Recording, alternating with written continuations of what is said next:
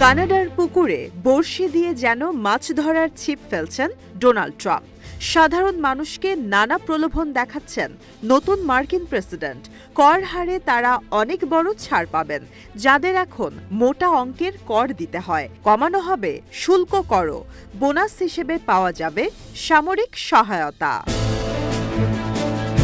কানাডাকে ৫১তম অঙ্গরাজ্য করতে যেন কোনো চেষ্টাই বাকি রাখছেন না ট্রাম্প। নর্থ ক্যারোলাইনার এক সংবাদ সম্মেলনে ট্রাম্প আবারও বলেন, কানাডাকে নিজেদের একটি অঙ্গরাজ্য হিসেবে দেখতে চান তিনি।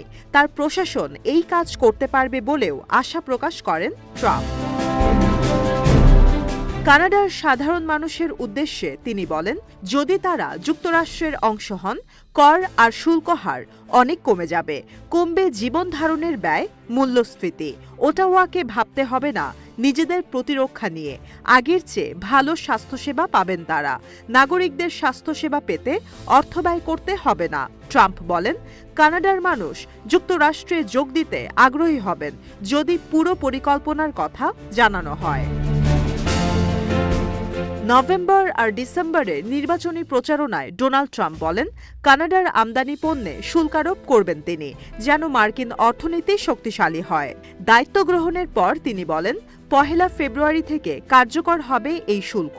কিন্তু যদি কানাডা যুক্তরাষ্ট্রের অঙ্গরাজ্যে পরিণত হয়, কোনো শুল্কই আরোপ করা হবে না, উল্টো ব্যবসা হবে সম্প্রসারিত। নিজেদের পূর্বাঞ্চলীয় প্রতিবেশী দেশের কারণে প্রতি বছর ২০,০০০ কোটি ডলারের লোকসান হয় যুক্তরাষ্ট্রের। ব্যবস্থাপনা ভালো না থাকায় পরিস্থিতি ৪ বছরে আরও নেতিবাচক দিকে গেছে। ট্রাম্পের দাবি, কানাডার গাড়ি, খাদ্যপণ্যের কোনো প্রয়োজন নেই যুক্তরাষ্ট্রের, কারণ সীমান্তের এপারে একই জিনিস তৈরি করে ওয়াশিংটন। চলতি মাসেই ট্রাম্প সামাজিক যোগাযোগ মাধ্যমে একটি পোস্ট শেয়ার করেন। কানাডাকে যুক্তরাষ্ট্রের ভূখণ্ড হিসেবে দেখানো হয়। যদিও কানাডার বিদায়ী প্রধানমন্ত্রী জাস্টিন ট্রুডো পুরো বিষয়টি অগ্রাহ্য করে দেয়। প্রধানমন্ত্রী ট্রুডো দায়িত্ব থেকে সরে যাওয়ার ঘোষণার পর কানাডায় রাজনৈতিক টানাপোড়েন চলছে।